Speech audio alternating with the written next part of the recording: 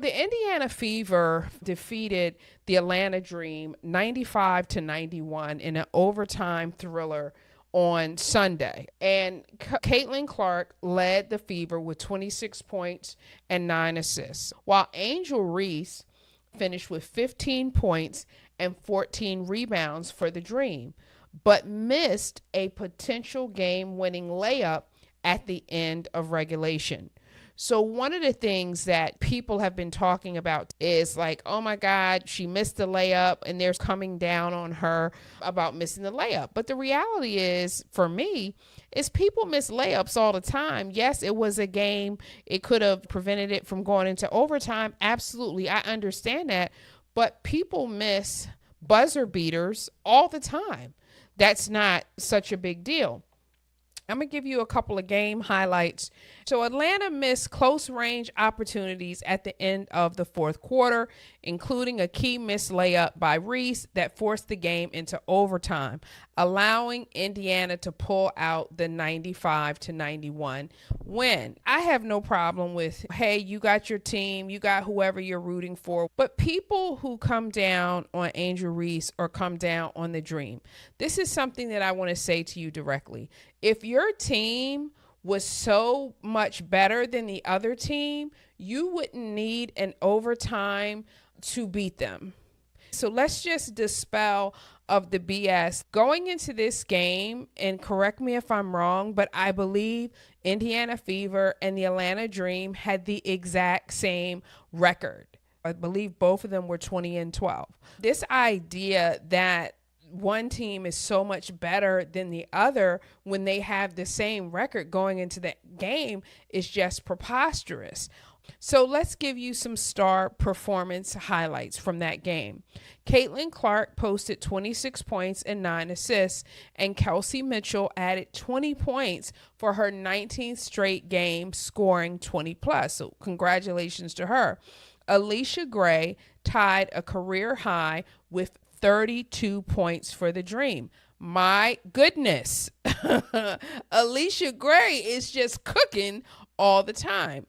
So Reese and Clark apparently had some physicality.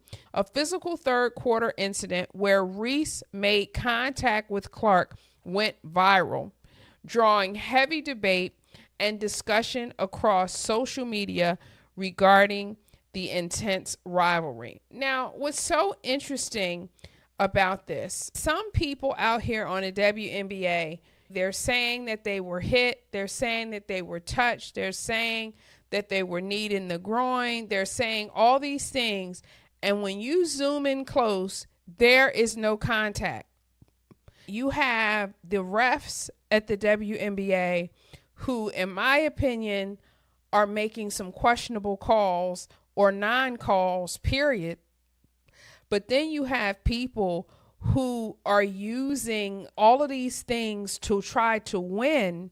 Who do you believe? It is a turn off when it comes down to fouls, calls, non-calls, flagrants, flopping, all of it.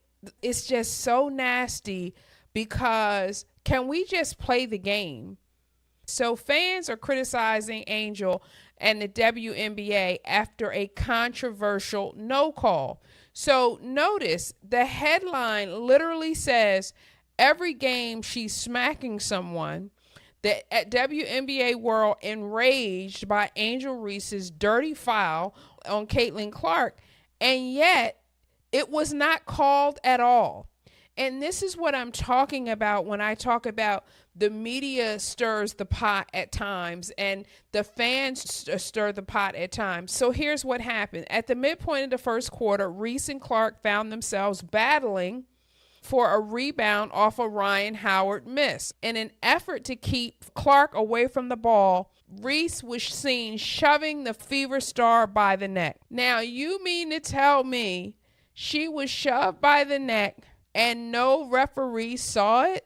I just don't believe that. This article got Yahoo completely biased. Several fans noticed because the fans have to apparently referee because the referees can't referee. So the fans who are not even on the floor, but wherever they are, maybe they're at their TV, maybe they're states away, They noticed the play immediately and took to social media. You cannot make this up. The fans are deciding. I don't care who you like, who your team is, who your favorite players are.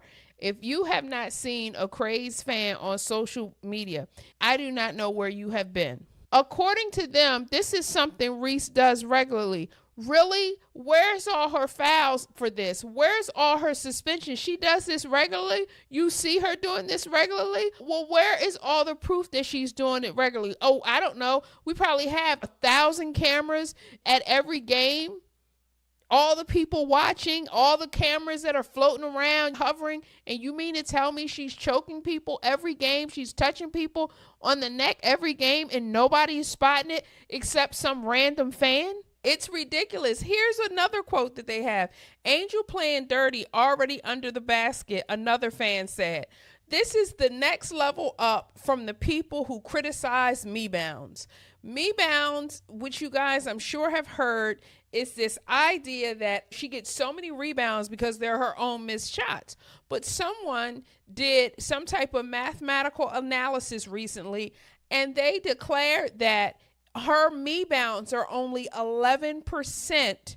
So if she got 10 rebounds regular, maybe 1.1 is a me-bound. So that basically means 8.9 of her rebounds are legitimate. But faced even with the facts, faced even with the statistics, what do we want to do? We want to say under the basket, she's a dirty player. Well, under the basket is where she's getting a rebound. So this is nothing more than an attempt to try to take away this person's game. There's media who comes out and these unsubstantiated statements by these random people who are hiding behind their keyboards. They won't even show their face on social media.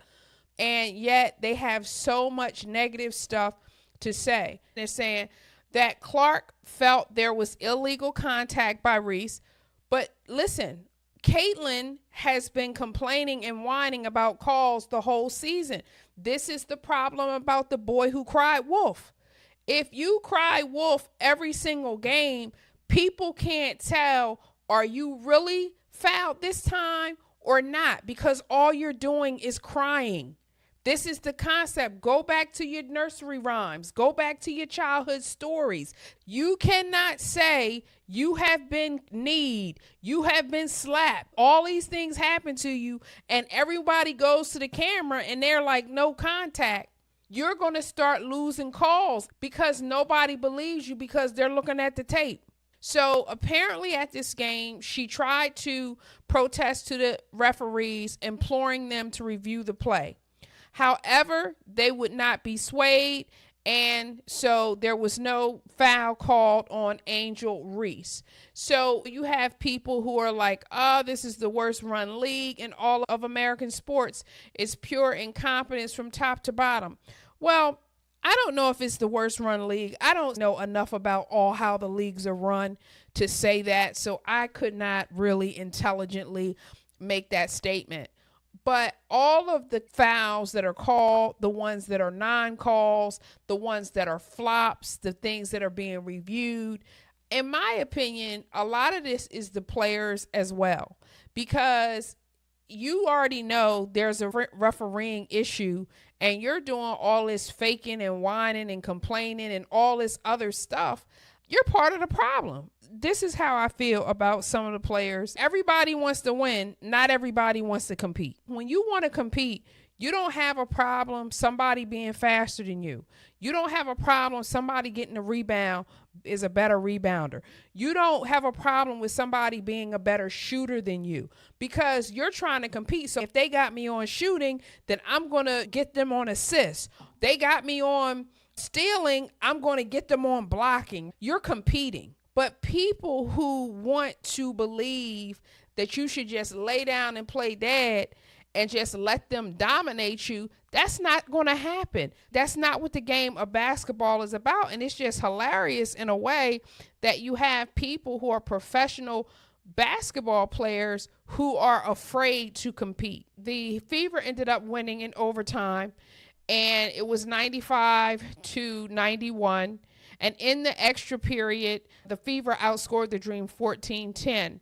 Sports is about competition, and we should be able to respect people who want to compete.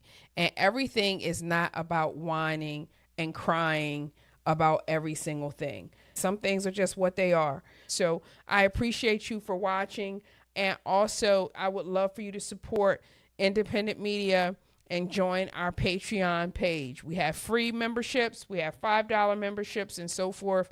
With all this media bias out here, you need to support people who you like so that they can keep going.